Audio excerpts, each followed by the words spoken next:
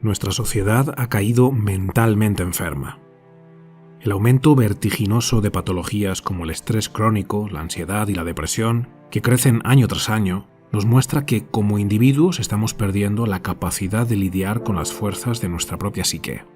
Y este debilitamiento está creando las condiciones perfectas para que ciertos poderes fabriquen una psicosis global. Una parte importante de la sociedad, extenuada interiormente y desprovista de su individualidad, está siendo manipulada para perder el contacto con la realidad objetiva y vivir en el reino del fanatismo ideológico. Nuestra plenitud psicológica está bajo asedio y nuestros lazos humanos se están fragmentando.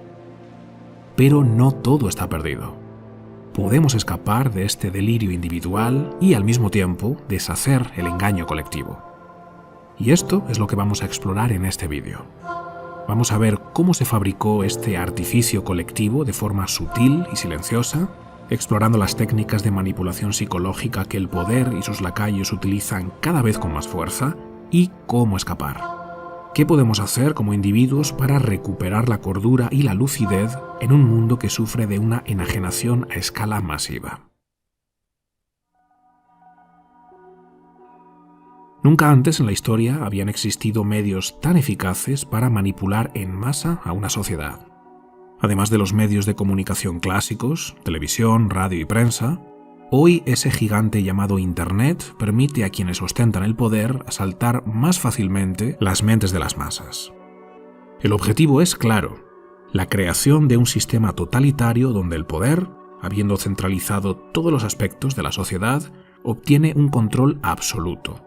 Que el Kraken y sus tentáculos lo abarquen todo, que nada escape a su dominio y que no exista oposición a su tiranía. Sin embargo, el poder no puede lograr esto sin la colaboración de los individuos. Deben ser los individuos quienes, voluntariamente, decidan renunciar a sus derechos y libertades. Y la única forma eficaz de lograr algo así es que esos mismos individuos pierdan su individualidad y se adhieran a una mentalidad de grupo. Una vez que este proceso se haya consumado, los individuos no solamente estarán dispuestos a perder su libertad, sino que le suplicarán al gobierno que se la arrebate. Y existen 3 gatillos psicogénicos que logran precisamente esto de forma muy eficaz. 3 disparadores que el poder utiliza una y otra vez para manipular al individuo, aplastar su voluntad y convertirlo en masa aborregada. Y estos 3 gatillos son el miedo, la confusión y el deseo de seguridad, que además deben dispararse en una secuencia muy concreta. Just Merleau, autor del libro The Rape of the Mind, que traduciríamos como la violación de la mente, afirma que, mientras que el miedo prepara a la población para la mentira, el uso de la propaganda difunde desinformación y promueve la confusión con respecto a la fuente de las amenazas o la naturaleza de la crisis, ayudando a romper las mentes de las masas. El origen de la psicosis es siempre un grave problema, una amenaza tan peligrosa que suscita niveles de miedo y tensión social insostenibles. El gobierno fabrica este problema de forma oportunista, interviniendo psicológicamente en los individuos para inducir temor frente a un peligro inminente. Después agita ese problema utilizando un bombardeo propagandístico diseñado para confundir al individuo. Los medios de comunicación usados por el poder ofrecen información falsa, contradictoria o sin sentido, que lleva a un estado de confusión porque el individuo no puede abordarla de una manera racional y adaptativa, lo cual aumenta la susceptibilidad al miedo y la indignación. La lógica se puede enfrentar con la lógica, mientras que la ilógica no. Confunde a quienes piensan de forma correcta, y mientras la gente todavía está buscando un contraargumento razonable a la primera mentira, los totalitarios pueden agredirlos con otra. Además, la forma de presentar esta información es muy particular. Merleau lo llama ondas de terror. Se trata de etapas donde la tensión aumenta exponencialmente, seguidas de pequeños periodos de calma, lo que poco a poco va destruyendo la moral del individuo. En el momento de máxima tensión y confusión, el poder presenta la solución a ese terrible peligro y la posiciona como única alternativa. Es esto o nada. El individuo, habiendo estado expuesto a estas ondas de terror y rendido ya al empuje de la masa, que cree que solo hay un camino para la resolución del conflicto, le suplica al gobierno que implemente esa solución para que, de esa forma, su seguridad pueda quedar garantizada. Sin embargo, el gobierno no puede ejecutar esa solución. Para poder hacerlo, necesita adquirir más poder. Una nueva ley, un nuevo ministerio o incluso una nueva constitución que le permitan hacer lo que antes no podía a costa de la restricción o eliminación de ciertos derechos individuales. En otras condiciones, el individuo no hubiera accedido a perder su libertad y sus derechos, pero aquí el poder ya logró el beneplácito de las masas, que le ruegan que les arrebate sus derechos para acabar con esa terrible amenaza. Y el poder, habiendo logrado lo que quería, deja de fabricar y agitar el problema que ellos mismos crearon, con lo que pareciera que realmente logró una solución. La calma regresa. Los individuos ya no son tan libres, pero se libraron del miedo y recuperaron su sensación de seguridad. El coste en forma de pérdidas de derechos y libertades individuales fue elevado, pero la masa lo celebra. Misión cumplida. Hasta que el ciclo vuelve a repetirse de nuevo con otra amenaza fabricada por el poder que pone en marcha la hipnotización global a través de la propaganda manipulativa y la intervención psicológica. En caso de que este proceso no sea suficiente para derribar al individuo y convertirlo en masa obediente, hay un elemento más que el poder utiliza para aumentar la posibilidad de una psicosis totalitaria: aislar a los individuos y perturbar sus interacciones sociales en nombre de un bien común. Un individuo solo y sin interacciones normales con amigos, familiares y compañeros de trabajo se vuelve mucho más susceptible a delirios. En primer lugar, se pierde el contacto con la fuerza correctiva del ejemplo positivo, algo que sucede en muchas otras especies de mamíferos. Y por otro lado, los seres humanos se condicionan más fácilmente a nuevos patrones de pensamiento y comportamiento cuando se encuentran aislados. Este proceso que acabo de describir lleva al individuo a un estado de infantilización en el que le cede toda la potestad al gobierno, perdiendo su capacidad de pensar por sí mismo, de hacerse responsable de su vida y de sentir que es capaz de lidiar con los desafíos que van surgiendo en el día a día. Carl Jung decía que cuando los individuos pierden su individualidad, pierden también su categoría intelectual y moral. Se conectan inconscientemente con un nivel inferior donde rigen la irresponsabilidad, el victimismo, la insensatez, el tribalismo y el infantilismo. Para que las masas renuncien a su libertad y cedan el control de todos los aspectos de sus vidas a las élites gobernantes, deben renunciar primero a su capacidad de ser individuos autosuficientes, responsables por sus propias vidas, y pasar a convertirse en súbditos sumisos y obedientes. Seres débiles y vulnerables que se dejan llevar por los dictados del grupo sin cuestionarlo.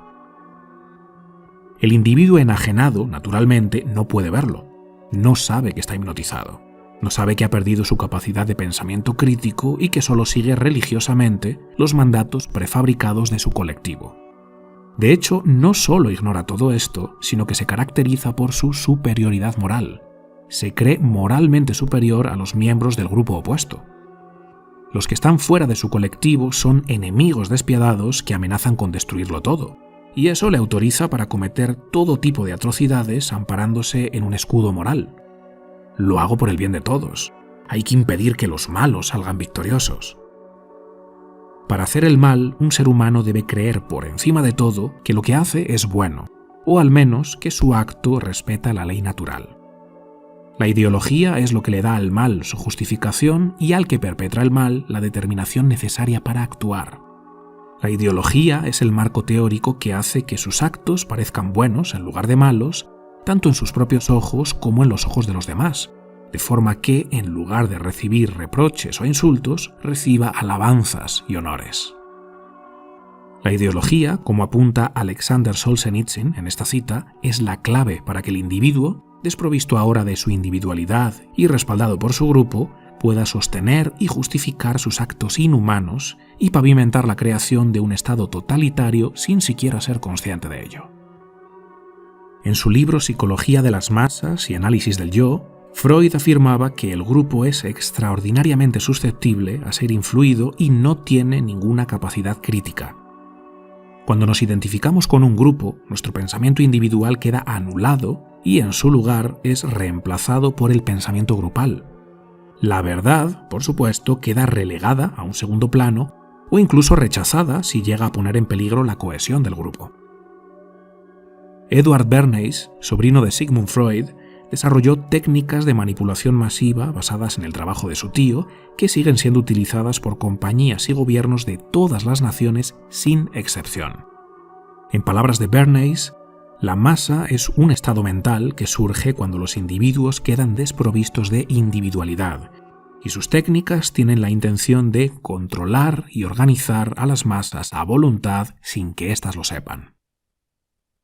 Una vez que el individuo ha logrado una identificación total con el grupo, surge lo que Juan Soto Ibars llama narcisismo tribal. En una sociedad donde la gente se siente sola y miserable y donde los individuos no son quienes quisieran ser, la individualidad resulta difícil de soportar. Cuando nos miramos al espejo, detestamos el reflejo que nos devuelve. Pero si en cambio nos miramos en el espejo del grupo, la cosa cambia. De repente ya no vemos nuestros defectos individuales, sino las supuestas virtudes de nuestro grupo. Ya no importa que nos vaya fatal en nuestra relación de pareja, que odiemos nuestro trabajo mal pagado, que psicológicamente estemos deshechos, o que nuestras adicciones o hábitos destructivos nos estén despedazando. Ahora ya no vemos todo eso.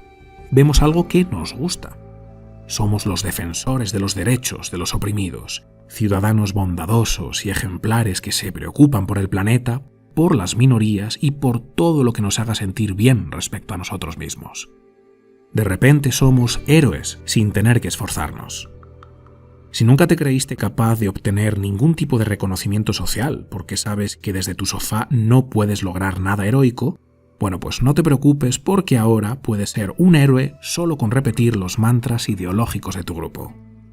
Sin hacer nada único e inigualable, sin ejercer ninguna proeza que aporta un valor masivo al mundo, ni realizar ninguna gesta extraordinaria y memorable, el cobarde ha sido convencido de que su cobardía y fragilidad es, en realidad, algo heroico. Denunciar por redes sociales, quejarse amargamente cuando otros ejercen su libertad de expresión, cancelar y exigir la aniquilación de la reputación de alguien. Toda esta división está minuciosamente calculada para que no busquemos consenso y entendimiento, sino solo la destrucción de todo eso que nos han dicho que es vil y tiránico. Venganza contra el grupo enemigo. El poder nos divide en opresores y oprimidos, víctimas y tiranos, y posteriormente promueve que la única respuesta posible entre estos grupos es la hostilidad, y nos convence de que esa hostilidad, esa persecución cruel, es, de hecho, un acto ejemplar. Si alguien expresa una opinión que no encaja en la narrativa de nuestro grupo ideológico, lo llamamos discurso de odio, fascismo, homofobia, machismo, racismo, opresión. Está prohibido crear espacios de debate. El intercambio de ideas o las conversaciones respetuosas son herejías para el grupo. Esta es la manipulación de las masas que estamos viviendo. Hemos perdido nuestra individualidad y nuestro potencial humano ha quedado completamente degradado e inhibido.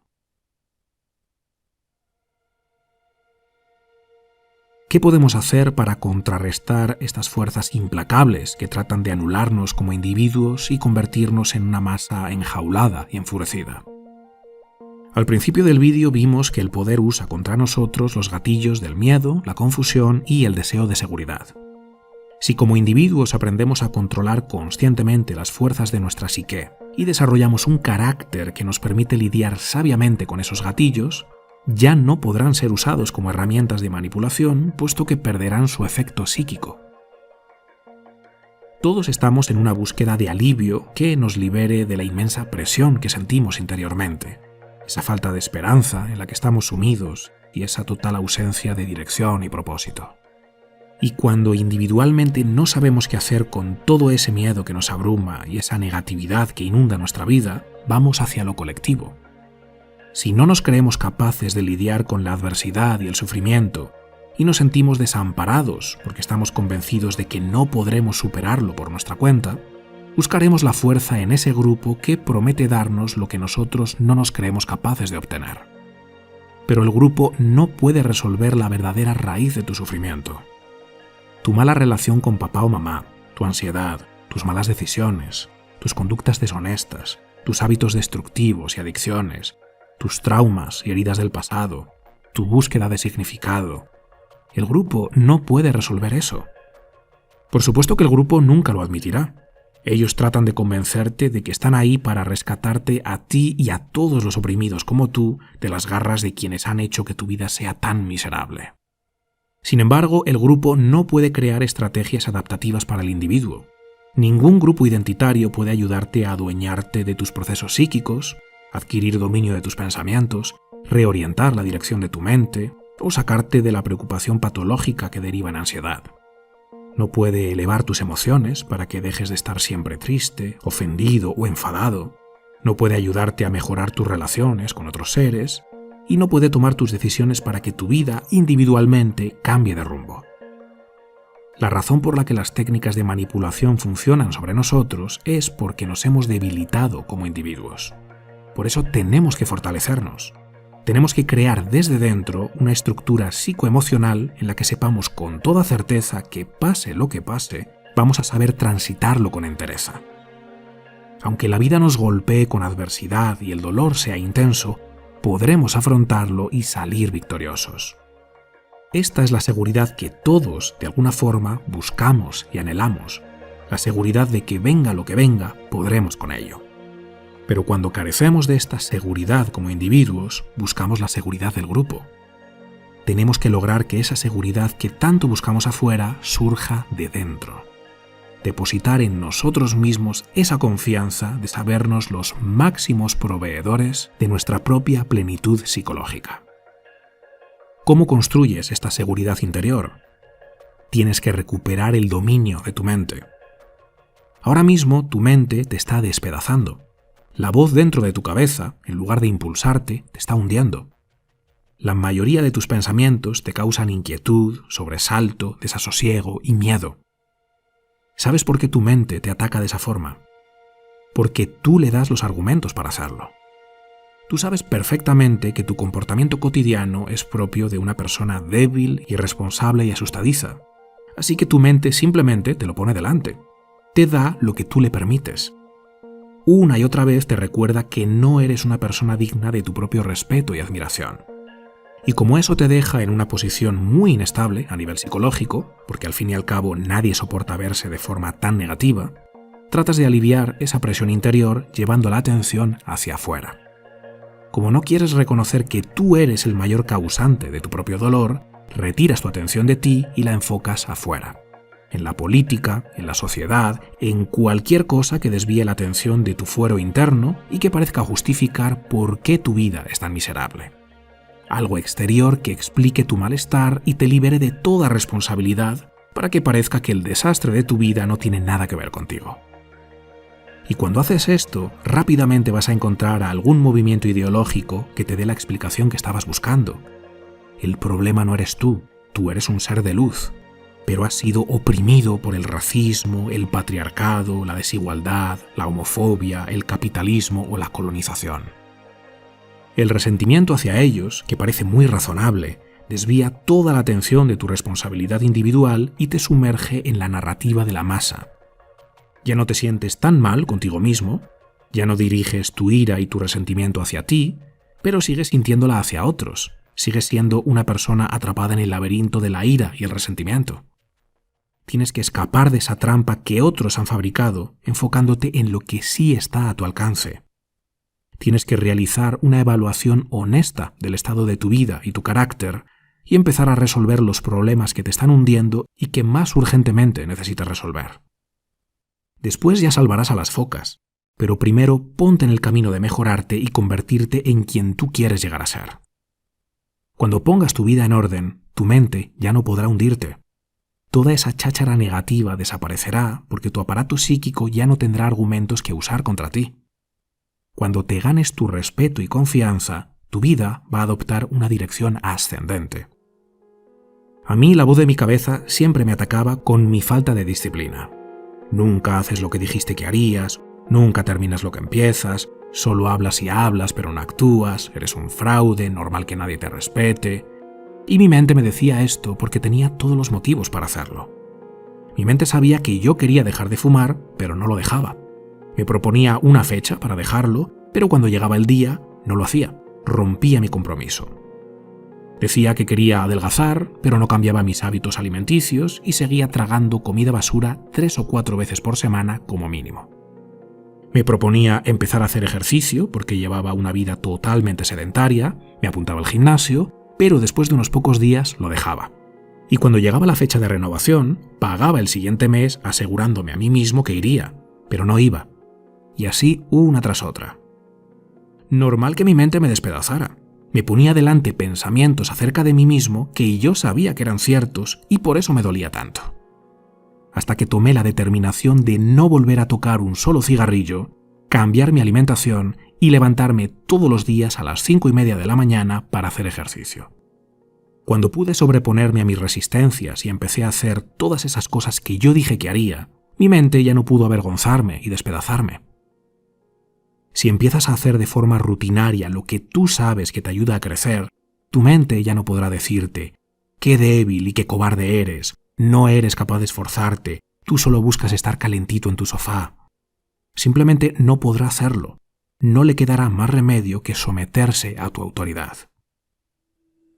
La conquista de tu libertad personal es el resultado de exponerte a esas situaciones que te dan miedo y te incomodan porque te exigen dar lo máximo de ti, pero que de todos modos tú decides hacer porque sabes que te corresponde hacerlo. Cuando dejas de estar siempre persiguiendo la gratificación instantánea, quejándote y escondiéndote de la dificultad, tu mente se fortalece. Empiezas a ganarte tu respeto y admiración. Y empiezas a confiar en ti, porque sabes que cuando las cosas se pongan feas, tú tendrás la sabiduría para actuar con determinación y con audacia. Sabrás qué hacer por muy tenebroso que se vuelva el camino. Evitar a toda costa lo que nos resulta molesto y fastidioso nos lleva a convertirnos por elección propia en personas débiles que no saben tolerar la más mínima dificultad, y esa debilidad es la brecha que el poder usa para doblegarnos.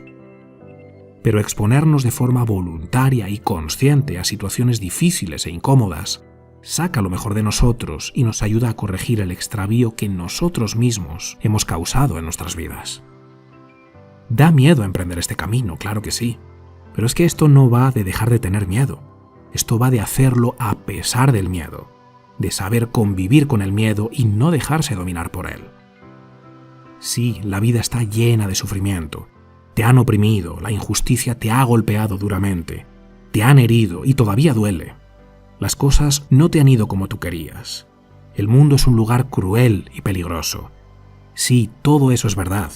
Pero volverte una masa aborregada no va a darte lo que buscas, que es esa individuación a la que Jung se refería, ese llegar a ser tú mismo de forma auténtica y genuina, ocupar tu lugar en el mundo y encontrar la plenitud de tu propia autorrealización.